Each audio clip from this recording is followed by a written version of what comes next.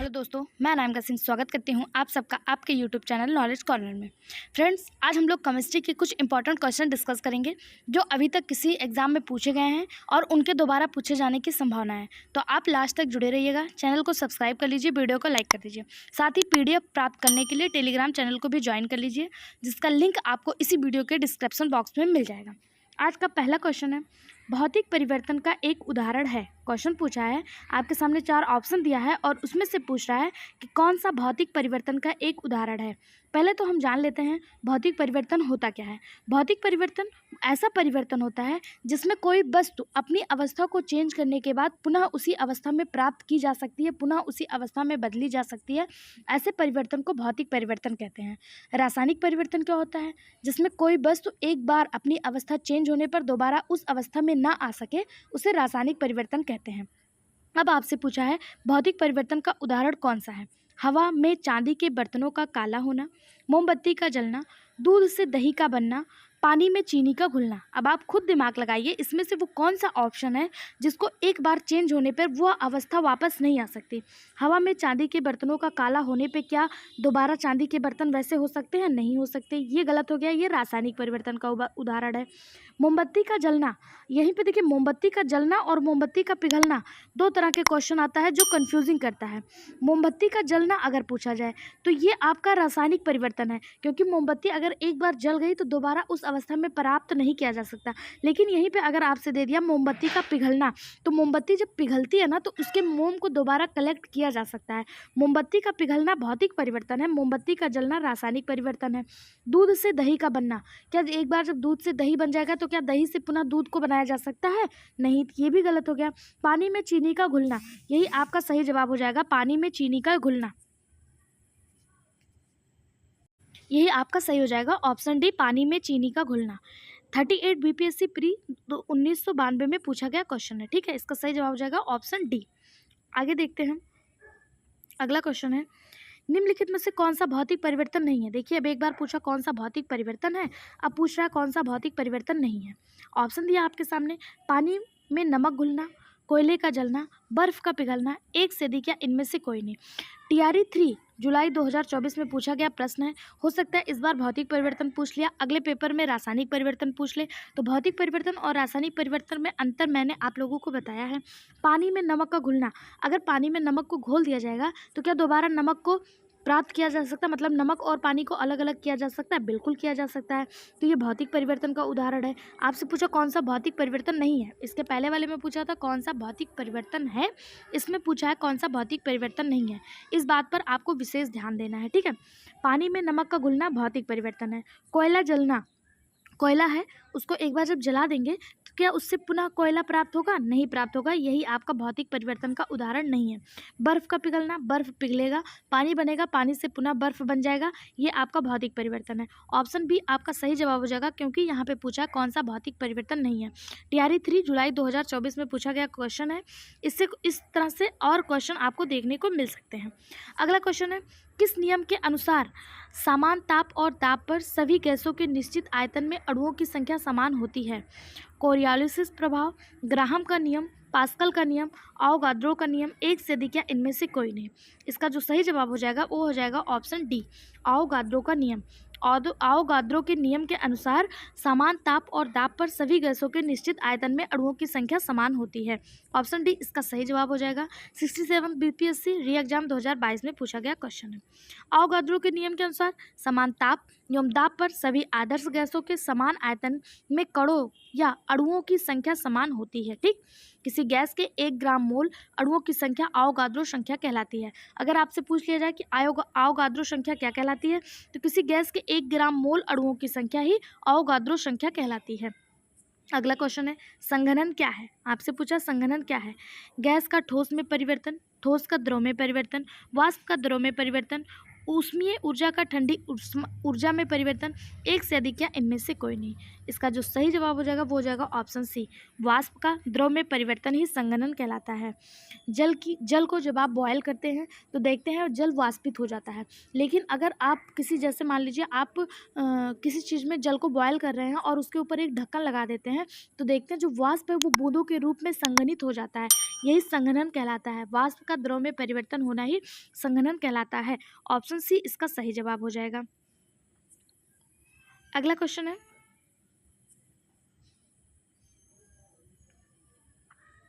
विलायक, विलयन या विलायक के प्रति इकाई आयतन या प्रति इकाई द्रव्यमान में उपस्थित विलय की मात्रा को रसायन में किस रूप में जाना जाता है?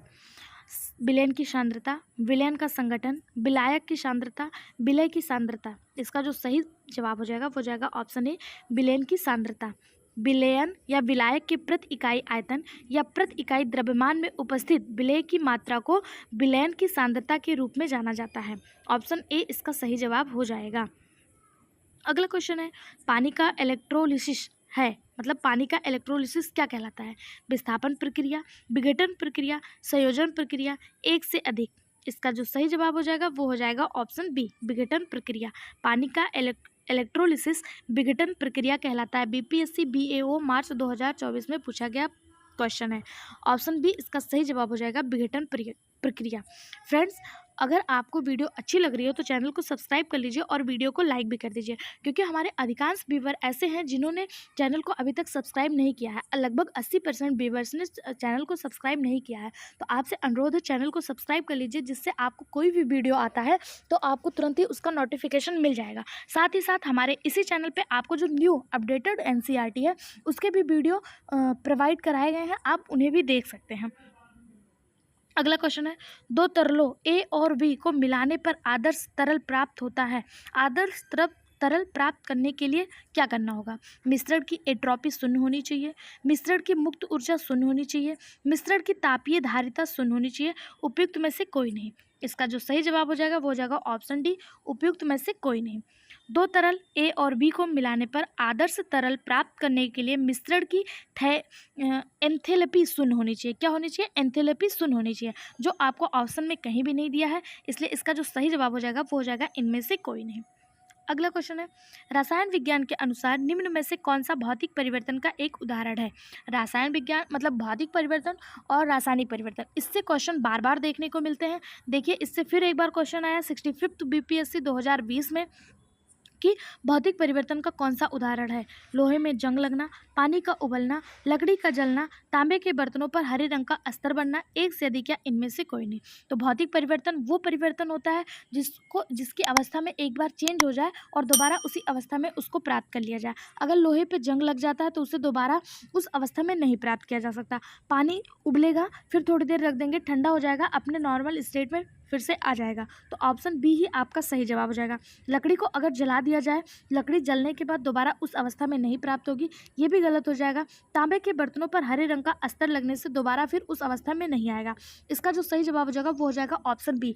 ऑप्शन बी हमें पहले ही मिल गया था, लेकिन हमें पूरे ऑप्शन पढ़ना इसलिए ज़रूरी हो जाता है क्योंकि जो BPSC है वो उपयुक्त में से एक से अधिक या उपयुक्त में से कोई नहीं, इसका ऑप्शन भी इसके पास रहता है। इसलिए कभी भी आपको एक ऑप्शन पढ़ के मार्क करके नहीं आना है, आगे के भी आंसर देख लेना है। क्या पता यहाँ पे कोई और एक ऑप्शन ऐसा दिया हो जिसमें आपको भौतिक परिवर्तन दिख रहा हो जिसका जवाब एक से अधिक हो जाए और आप जल्दबाजी में भी करके चले आए। तो इसलिए पूरे ऑप्शन को ध्यान से पढ़ना है और कॉन्सेंट्रेट होकर जवाब देना है, ठीक है। अगला क्वेश्चन है, कठोर मतलब ठोस कपूर को कपूर वाष्प बनाने की प्रक्रिया क्या कहलाती है? ठोस कपूर है वो जब कपूर वाष्प में परिवर्तित, आपको पता है कपूर जो होता है ये बिना लिक्विड अवस्था में आए डायरेक्ट ठोस से वाष्प के रूप में परिवर्तित हो जाता है। यही वाष्प से ठोस से वाष्प में परिवर्तित होने की प्रक्रिया क्या कहलाती है? वाष्पीकरण, हिमनीकरण, पिघलना या ऊर्ध्वपातन। इसका जो सही जवाब हो जाएगा वो हो जाएगा ऑप्शन डी, ऊर्ध्वपातन। वाष्पीकरण से आपको कंफ्यूज नहीं होना है। ठोस कपूर से वाष्प बनने की प्रक्रिया ऊर्ध्वपातन कहलाता है। 54th BPSC प्री 2001 में पूछा गया क्वेश्चन है। ऑप्शन डी इसका सही जवाब हो जाएगा। ठीक है, ठोस से डायरेक्ट द्रव में, ठोस से डायरेक्ट वाष्प में चेंज होने की प्रक्रिया ऊर्ध्वपातन कहलाती है। कोई भी वस्तु है अगर वो ठोस है, चाहे वो कपूर हो, चाहे आप नेपथलीन की गोली ले लीजिए, नेपथलीन की गोली भी डायरेक्ट ठोस से जो है वो गैस में परिवर्तित हो जाती है। ऐसी प्रक्रिया ऊर्ध्वपातन प्रक्रिया कहलाती है।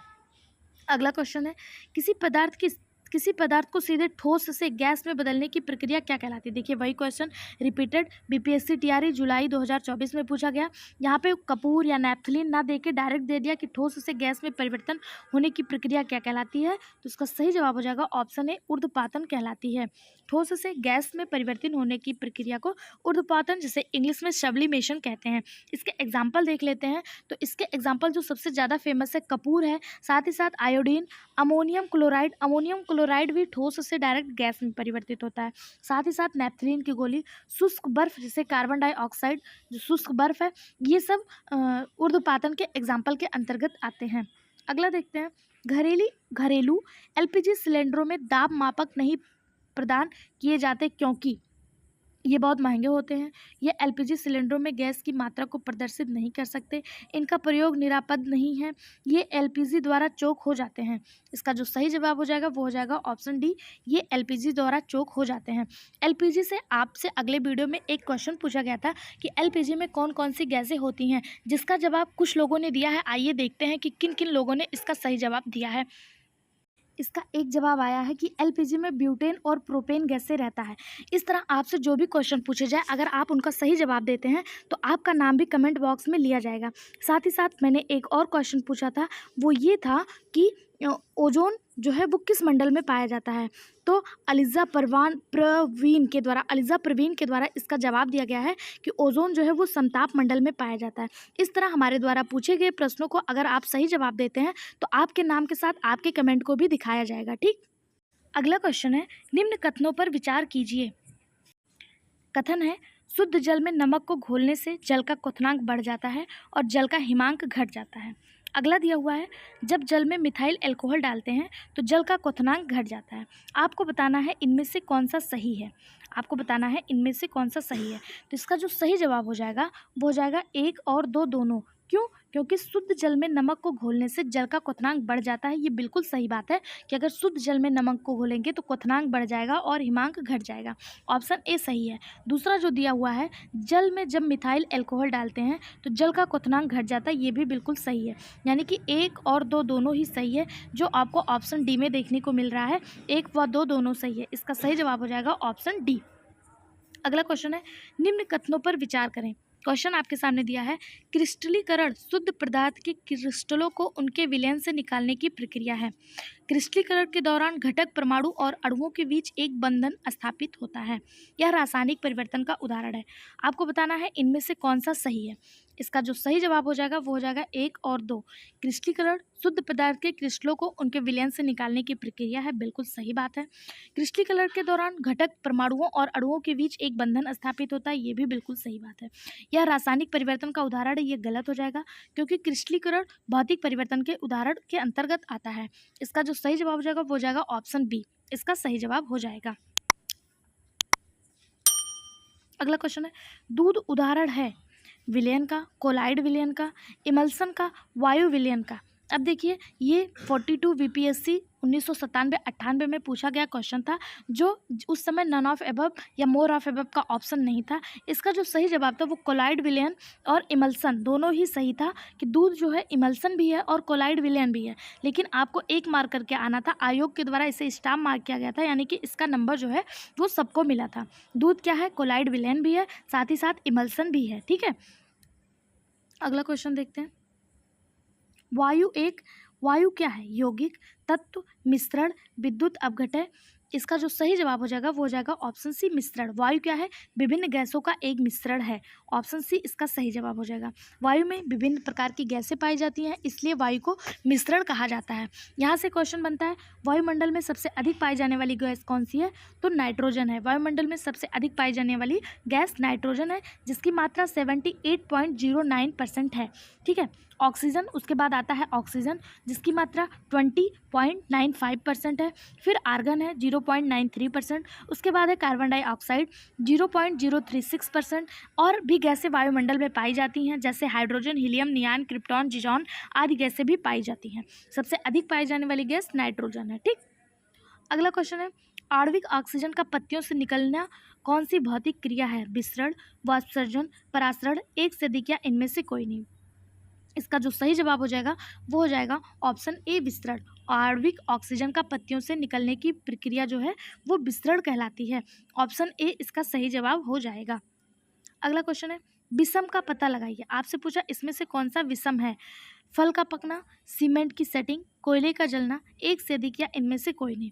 अब देखिए, फल का पकना, सीमेंट की सेटिंग तथा कोयले का जलना तीनों ही रासायनिक परिवर्तन के उदाहरण हैं। एक बार फल पक गया, दोबारा उसे कच्चा नहीं किया जा सकता। सीमेंट एक बार घुरैया हो गई, सेटिंग हो गई, तो दोबारा इसे तोड़ा नहीं जा सकता, उसी अवस्था में नहीं प्राप्त किया जा सकता। अगर तोड़ेंगे भी तो स्टेज जो है वो चेंज होगा।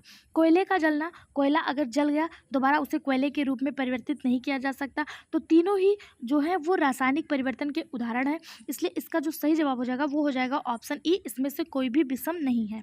ठीक है, ऑप्शन ई इसका सही जवाब हो जाएगा। अगला क्वेश्चन देखते हैं,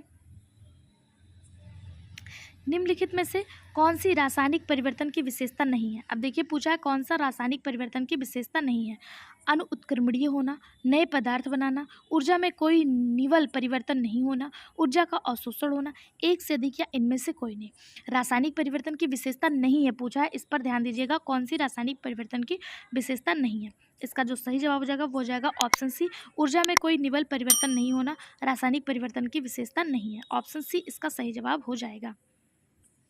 ऊर्जा अनुकरणीय होना, नए पदार्थ का बनना तथा ऊर्जा का अवशोषण होना तीनों ही रासायनिक परिवर्तन है, जबकि ऊर्जा में कोई निवल परिवर्तन नहीं होना रासायनिक परिवर्तन की विशेषता नहीं है। वीडियो अच्छी लग रही हो तो चैनल को सब्सक्राइब कर लीजिए। फ्रेंड्स, आपसे बार बार अनुरोध है, चैनल को सब्सक्राइब कर लीजिए, क्योंकि हमारे अधिकांश व्यूअर चैनल को सब्सक्राइब नहीं किए हुए हैं। आप चैनल को सब्सक्राइब करेंगे तो आपको कोई भी वीडियो आएगा तो फटाफट आपके पास नोटिफिकेशन पहुंच जाएगा, जिससे आपको हमारे तक पहुंचने में कोई भी असुविधा नहीं होगी। इसलिए अनुरोध है, चैनल को सब्सक्राइब कर लीजिए। अगला क्वेश्चन है, वह प्रक्रिया जिसमें प्रकाश संश्लेषण के दौरान वायुमंडलीय कार्बन डाइऑक्साइड को कार्बोहाइड्रेट में परिवर्तित किया जाता है। मतलब प्रकाश संश्लेषण के दौरान वायुमंडलीय कार्बन डाइऑक्साइड को कार्बोहाइड्रेट में परिवर्तित करने की प्रक्रिया क्या कहलाती है? ऑक्सीकरण, अपचयन, जलीय विश्लेषण, एक से अधिक या इनमें से कोई नहीं। इसका जो सही जवाब हो जाएगा वो हो जाएगा ऑप्शन बी, अपचयन। ऑप्शन बी इसका सही जवाब हो जाएगा। बीपीएससी टीचर 11-12 2023 में पूछा गया क्वेश्चन है। अपचयन, जिसे रिडक्शन कहते हैं, प्रक्रिया में प्रकाश संश्लेषण के दौरान वायुमंडलीय कार्बन डाइऑक्साइड को कार्बोहाइड्रेट में परिवर्तित किया जाता है। ठीक, अगला क्वेश्चन है, निम्नलिखित में से कौन सा जोड़ा विस्थापन प्रतिक्रिया देगा? AgNO3 विलयन और कॉपर धातु, NaCl विलयन और कॉपर धातु, FeSO4 विलयन और कॉपर सिल्वर धातु, MgCl2 विलयन और एल्युमिनियम धातु। 70 बीपीएससी 2024 में पूछा गया क्वेश्चन है। इसका जो सही जवाब हो जाएगा वो हो जाएगा ऑप्शन ए, विस्थापन प्रक्रिया देने वाला जो है वो है AgNO3 विलयन और कॉपर धातु। अगर इनकी प्रक्रिया कराई जाएगी, इनका रिएक्शन कराया जाएगा तो ये विस्थापन की प्रक्रिया देंगे। ठीक है, AgNO3 विलयन और कॉपर धातु की अभिक्रिया विस्थापन प्रक्रिया के उदाहरण हैं। अगला क्वेश्चन देखते हैं, अभिक्रिया जिसमें ऑक्सीकरण संख्या घटती है क्या कहलाती है? अपचयन, उपचयन, अपोचयन अभिक्रिया, एक से अधिक या इनमें से कोई नहीं। इसका सही जवाब हो जाएगा ऑप्शन ए, अपचयन। जिसमें ऑक्सीकरण संख्या घटती है वो अभिक्रिया अपचयन प्रक्रिया या ऑक्सीडेशन प्रक्रिया कहलाती है। ठीक, अपचयन नहीं, एक मिनट, अपचयन होता है रिडक्शन। वह अभिक्रिया जिसमें ऑक्सीकरण संख्या बढ़ती है वो ऑक्सीडेशन यानी कि उपचयन कहलाता है, और वो अपक्रिया जिसमें ऑक्सीकरण संख्या घटती है उसे रिडक्शन यानी कि अपचयन कहा जाता है। इंग्लिश में जो है याद करना इजी है, रिडक्शन में घटती है, ऑक्सीडेशन में बढ़ती है। हिंदी में हो सकता है थोड़ा सा कन्फ्यूजन हो जाए। उपचयन में ऑक्सीकरण संख्या बढ़ती है और अपचयन में ऑक्सीकरण संख्या क्या होती है? घटती है। ठीक है, तो आपसे पूछा है कि ऑक्सीकरण संख्या घटती है क्या कहलाता है? तो अपचयन कहलाता है, रिडक्शन कहलाता है। ठीक, अगला क्वेश्चन है, निम्नलिखित विकल्पों में से किसी एक विलयन में सामग्रियों को उनके कणों के बीच के आकर्षण बल के बढ़ते क्रम में व्यवस्थित किया गया है। सही विकल्प चुनिए। हाइड्रोजन गैस, पानी, लोह धातु, वायु, नमक, रस, वायु, उपयुक्त में से कोई नहीं। इसका जो सही जवाब हो जाएगा वो हो जाएगा ऑप्शन ए, हाइड्रोजन गैस, पानी और लोह धातु, इनके बीच आकर्षण बल का जो है क्रम वो व्यवस्थित किया गया है। ऑप्शन ए इसका सही जवाब हो जाएगा। अगला क्वेश्चन है, निम्नलिखित में से किस प्रकार की दवाई उत्पादन में इथाइल अल्कोहल का प्रयोग किया जाता है? एंटीपैरेटिक, एंटीसेप्टिक, एंटी एलर्जिक, एक से अधिक या इनमें से कोई नहीं। बीपीएससी टीआरई 3 जुलाई 2024 में पूछा गया क्वेश्चन है। इसमें पूछा है कि किस प्रकार की दवाई उत्पादन में इथाइल अल्कोहल का यूज किया गया है। इसका जो सही जवाब हो जाएगा वो हो जाएगा ऑप्शन बी, एंटीसेप्टिक। एंटीसेप्टिक में इथाइल अल्कोहल का यूज किया जाता है। ऑप्शन बी इसका सही जवाब हो जाएगा। इथाइल अल्कोहल जिसे इथोनॉल कहा जाता है, इसका use pharmaceutical, polymers, leather, polish, पॉलिस्टराइजर और सौंदर्य प्रसाधनों आदि के यूज में भी किया जाता है। इसका उपयोग एंटीसेप्टिक दवाओं के उत्पादन में भी किया जाता है। ऑप्शन बी इसका सही जवाब हो जाएगा। एंटीसेप्टिक दवाओं के साथ साथ इसका यूज और जगहों पे किया जाता है, जैसे फार्मास्यूटिकल्स, लेदर, पॉलिस्टराइजर और सौंदर्य प्रसाधन, जो सौंदर्य के लिए यूज की जाने वाली मटेरियल है, जिसे ब्यूटी मटेरियल कहते हैं, उसमें भी इथेनॉल या फिर इथाइल अल्कोहल का यूज किया जाता है। अगला क्वेश्चन है, निम्नलिखित में से कौन ठोस की विशेषता नहीं है? अणु बारीकी से पैक किए गए हैं, आसानी से बहने की क्षमता, निश्चित आकार, एक से अधिक या इनमें से कोई नहीं। इसमें पूछा है ठोस की विशेषता नहीं है।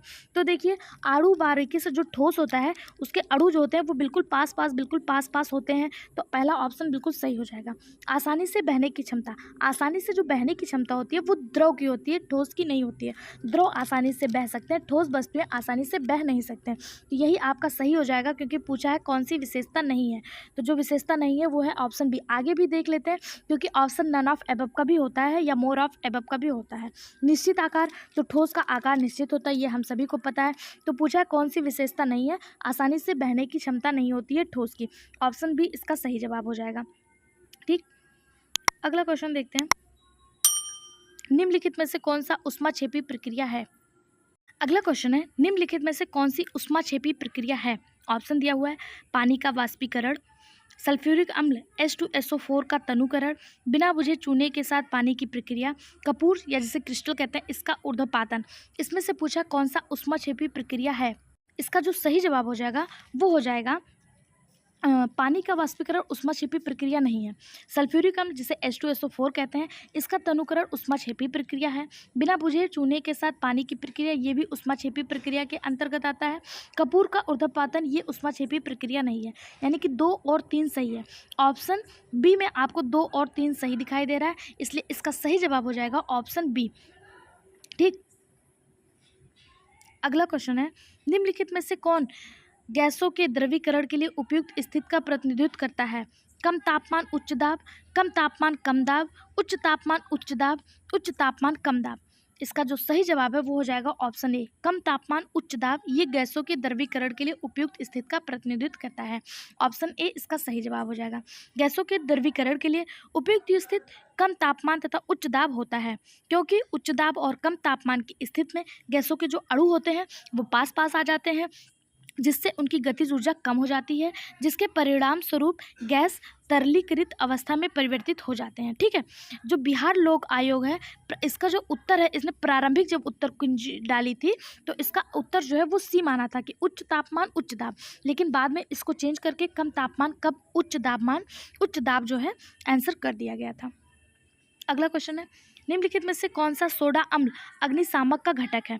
फ्रेंड्स, इसका आंसर जानने से पहले आप लोगों से अनुरोध है कि आप वीडियो तो पूरा देखते हैं, तो जाते जाते चैनल को सिर्फ सब्सक्राइब कर दीजिए, जिसमें आपका कोई भी चार्ज नहीं लगेगा। साथ ही आपको हमारे इसी चैनल पे NCERT के फ्री ऑफ कास्ट जो अपडेटेड बुक हैं उनको भी सॉल्व कराया जाएगा विद एक्सप्लेनेशन थ्योरी के साथ। अगर आप हमें सपोर्ट करते हैं, चैनल को सब्सक्राइब करते हैं और ज़्यादा से ज़्यादा शेयर करते हैं, तो आपको उसके NCERT के थ्योरी के साथ साथ MCQ और क्वेश्चन आंसर भी सॉल्व करवाए जाएंगे। तो आप हमारा मोटिवेशन बढ़ाने के लिए चैनल को सब्सक्राइब कर दीजिए, वीडियो को लाइक करिए और ज़्यादा से ज़्यादा शेयर करने में हमारी मदद करिए। ठीक है, अगला क्वेश्चन है, निम्नलिखित में से कौन सा सोडा अम्ल अग्निशामक का घटक है? सांद्र सल्फ्यूरिक अम्ल, एल्युमिनियम सल्फेट, तनु सल्फ्यूरिक अम्ल और सोडियम कार्बोनेट, तनु सल्फ्यूरिक अम्ल और बाइकार्बोनेट विलयन, सांद्र सल्फ्यूरिक अम्ल और सोडियम कार्बोनेट विलयन। 70 BPSC प्री 2024 में पूछा गया क्वेश्चन है। इसका जो सही जवाब हो जाएगा वो हो जाएगा तनु सल्फ्यूरिक अम्ल और बाइकार्बोनेट विलयन। ये सोडा अम्ल अग्निशामक के घटक होते हैं। ऑप्शन सी इसका सही जवाब हो जाएगा। सोडा अम्ल अग्निशामक के प्रमुख घटक तनु सल्फ्यूरिक अम्ल और सोडियम का बाइकार्बोनेट, जिसे बेकिंग सोडा कहा जाता है, ये विलयन होता है। यह घरेलू अग्निशामक के रूप में यूज किया जाता है, यानी कि आग बुझाने के रूप में यूज किया जाता है। ठीक है, अगला जो हमारा टॉपिक है वो अकार्बनिक रसायन है। अकार्बनिक रसायन के महत्वपूर्ण प्रश्नों को पढ़ने के लिए आप चैनल को सब्सक्राइब कर लीजिए और बेल आइकन पर क्लिक कर दीजिए, जिससे आपको नोटिफिकेशन मिल जाए। साथ ही साथ फ्रेंड्स, आपको बताना चाहूँगी कि आपको हमारे इसी चैनल पे history, chemistry, polity, geography, physics, biology, EVS और बिहार जीके सभी विषयों के प्रीवियस ईयर क्वेश्चन के साथ साथ इम्पॉर्टेंट क्वेश्चन भी आपको इसी चैनल पे मिल जाएंगे, जिसके लिए आपको चैनल को सब्सक्राइब करना होगा, वीडियो को लाइक करिए और ज़्यादा से ज़्यादा शेयर करिए। प्लेलिस्ट में जाकर आप उन वीडियो को भी देखिए, बहुत अच्छे एक्सप्लेनेशन के साथ वो वीडियो भी आप तक पहुँचाए जा रहे हैं। तो जाते जाते चैनल को सब्सक्राइब कर लीजिए, वीडियो को लाइक कर दीजिए। वीडियो में बने रहने के लिए धन्यवाद।